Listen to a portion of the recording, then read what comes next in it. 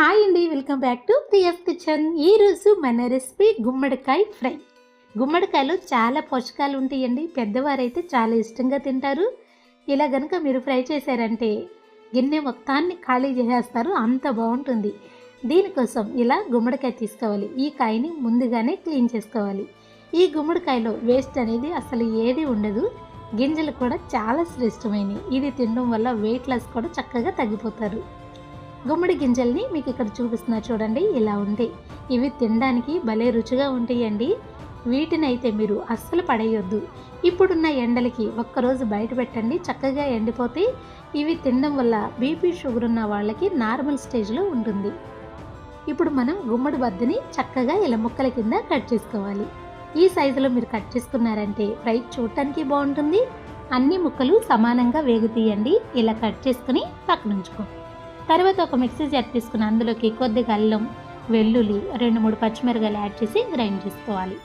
ఇప్పుడు stove on చేసుకుని ఒక ప్యాన్ పెట్టుకుని ఇందులోకి చాలా తక్కువ ఆయిల్ యాడ్ చేసుకోవాలి. ఈ కర్రీకి చాలా తక్కువ ఆయిల్ పడుతుంది. ఇలా యాడ్ చేసిన తర్వాత 1 టేబుల్ స్పూన్ జీలకర్ర యాడ్ చేసి దోరగా ఫ్రై చేసుకోవాలి. తర్వాత చాలా సన్నగా కట్ చేసిన 1 ఆనియన్ యాడ్ చేయాలి. ఒక్కసారి ఇలా కలుపుకుంటూ ఫ్రై చేసుకోవాలి. ఇలా ఫ్రై అయిన తర్వాత ఇందులోకి ఒక రెమ్మ కరివేపాకు యాడ్ చేసి ఫ్రై చేసుకోవాలి. ఇవి కొంచెం కలర్ మారేంత వరకు ఇలా ఫ్రై చేసుకోవాలండి.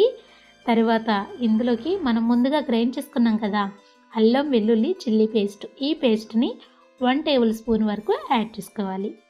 ఇలా యాడ్ చేసిన తర్వాత ఫ్లేమ్ని సిమ్లోనే ఉంచుకొని ఫ్రై చేసుకోవాలండి.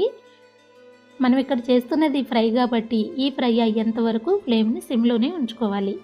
ఇలా వేగి కాస్త కలర్ మారి అడుగు పడుతుంది అన్న టైంలో చూడండి, ఈ స్టేజ్లో ఇందులోకి గుమ్మడి ముక్కలు యాడ్ చేయాలి. ఇలా మొత్తం యాడ్ చేసుకోవాలి. ఇలా యాడ్ చేసిన తర్వాత ఒక్కసారి చక్కగా కింద నుంచి ఇలా బాగా కలుపుకోవాలి. ఇలా కలిపిన తర్వాత దీనిపైన మూత పెట్టేసి ఫ్లేమ్ని సిమ్లోనే ఉంచుకొని చక్కగా 1 నిమిషం పాటు కుక్ చేసుకోవాలి. 1 నిమిషం తర్వాత మీకు చూపిస్తున్నా చూడండి, ఇలా ఉంటుంది. ఇప్పుడు టేస్ట్కి సరిపడా సాల్ట్ యాడ్ చేసుకుని ఒక్కసారి బాగా కలుపుకోవాలి. గుమ్మడికాయ కర్రీలోకి సాల్ట్ చాలా తక్కువ పడుతుందండి. ముందు తక్కువ వేసుకోండి, కావాలంటే చెక్ చేసుకుని మరలా వేసుకోవచ్చు. ఇలా బాగా కలిపిన తర్వాత మరలా మూత పెట్టి 1 నిమిషం మగ్గనివ్వాలి. 1 నిమిషం తర్వాత ఇప్పుడు చెక్ చేసుకుని మరలా మూత పెట్టేసి మరొక నిమిషం చక్కగా కుక్ చేసుకోవాలి. ఇప్పుడు 1 నిమిషం తర్వాత ఇందులోకి కారం యాడ్ చేసుకోవాలి. ఉప్పు కానీ కారం కానీ ఈ గుమ్మడికాయ కర్రీకి చాలా తక్కువ పడతాయి. ఇలా కారం యాడ్ చేసి ఒక్కసారి బాగా కలుపుకోవాలి. ఈ కారం ఇంట్లో పట్టించిన కారం అండి. ఇందులోనే ధనియాల పొడి ఉంది, జీలకర్ర పొడి ఉంది, పసుపు కూడా ఉంది.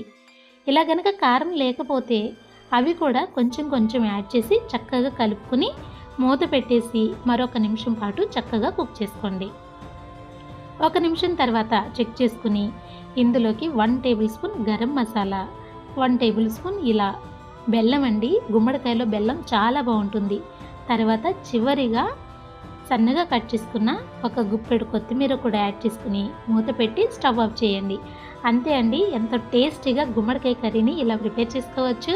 నేను ఇక్కడ ఒక పీసు మీకు కట్ చేసి చూపిస్తున్నా చూడండి, చక్కగా ఇలా కుక్ అవుతుంది, బాగా ఫ్రై అవుతుంది. ఇలా గనక మీరు చేసారంటే టేస్ట్ చాలా బాగుంటుంది. ఇప్పుడు సర్వింగ్ బౌల్లోకి యాడ్ చేసుకుందాం. ఈ గుమ్మడికాయ తినడం వల్ల వెయిట్ లాస్ ఉండే వాళ్ళకి బాగా ఉపయోగపడుతుంది. బరువు ఎక్కువ పెరిగే వాళ్ళకి ఇది బరువుని చక్కగా తగ్గించేస్తుంది. జీర్ణశక్తికి చాలా మంచిది. గుమ్మడికాయలో విటమిన్ ఏ, బి పుష్కలంగా ఉంటాయి.